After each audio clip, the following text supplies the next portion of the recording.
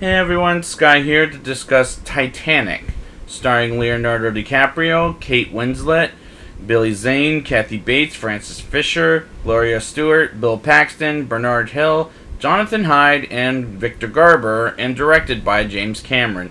Now before I get into this movie, I just have to say right now, I remember this movie coming out in theaters. I never saw it in theaters. I saw it years later on home viewing, and I don't remember what my opinion was, but I did go see this in 3D eventually in theaters, I will admit, but I just remember this is the movie that won all the Oscars, and James Cameron did win the Oscar for Best Director and Best Picture, so what do I think of the movie? Let's get into it.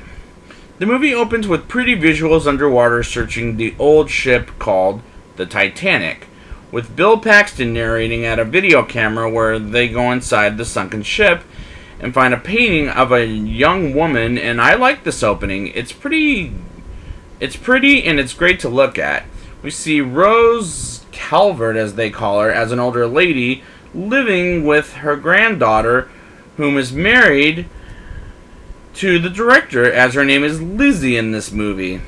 And Rose carries a necklace with the diamond called the Heart of the Ocean, and tells Bill Paxton that the woman in the painting is her, and goes to the ship with Lizzie and her Pomeranian doggy, and she tells her the story of the Titanic, and we go back 84 years ago.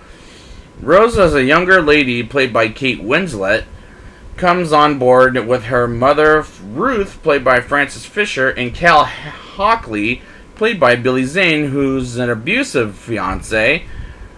And I don't like either of their acting. Frances Fisher, I'm still working on TV, but I haven't seen Billy Zane in years, I will admit.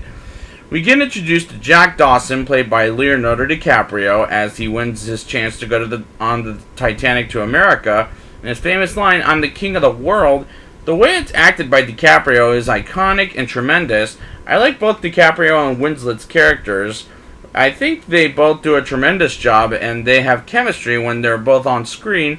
It's just electricity when they're acting against each other. We meet other characters like Molly Brown, played by Kathy Bates, and Thomas Andrews, played by Victor Garber, and I didn't mind Victor Garber, but I like Kathy Bates in this. She's entertaining me quite a bit. Rose gets bored and sad as she's about to commit suicide before Jack comes in and talks with Rose about when he was a kid. He went ice fishing with his father as the water is very cold, especially at night. And I'm liking these characters thus far. Molly spots what Jack is planning to wear at dinner, and she switches around Jack's clothes to something fancy. And I think they brought up to the score to 2001: A Space Odyssey and a Nickelodeon, and they a little too early, as this is 1917. It's supposed to be, and when they're bringing those into this movie, it pulled me out of the movie, and I didn't like that about the movie. Then Kathy Bates saves the movies. She's the best character in the movie, in my opinion. Other than the two main stars, I'll say. The most ticonic scene with Jack making Rose open her arms like she was flying is a beautiful scene and beautifully shot. I love the shots in that sequence. And we go back to her older Rose as she says that was the last time Titanic saw daylight. And we go back to 1917 as we see Jack drawing Rose only wearing the necklace of the Heart of the Ocean, and other than that, all naked, which did make me a little uncomfortable at a point, but I was okay with it because it was art. There was art reasons for that.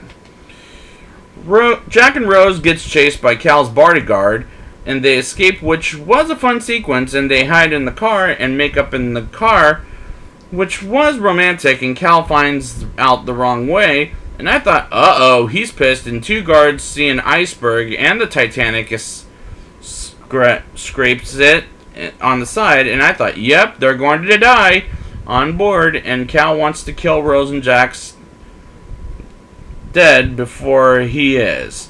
Now, I'm really on the edge of my seat. Rose gets slapped around by Cal, and Jack is being held hostage, and the ship is barely sinking until it all the way sinks for an hour, maybe 45 minutes at least of the movie.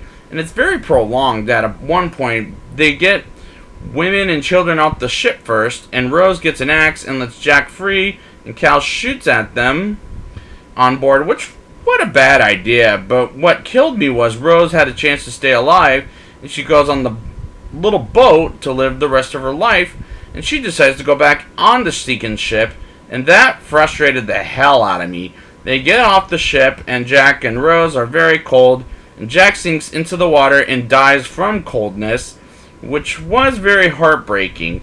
And we go back to old Rose as she drops the necklace, which was sad but a happy ending, because it's now there with Jack. And I do like the Celine Dion song at the credits, I'll say. Now it's time for the rating. I'll give this movie a 8.7 out of 10. This is a great movie with a little bit of problems, but I still enjoyed it, and Kathy Bates was entertaining, and I like the characters except for Billy Zane and Frances Fisher, but yeah, it's a great movie. So I'd like to thank you guys for joining me, and in a couple of weeks, I will be back with Avatar. Before James Cameron ever releases the sequels, I just gotta revisit Terminator with Dark Fate, and until next time, I'm the king of the world! Woo woo woo!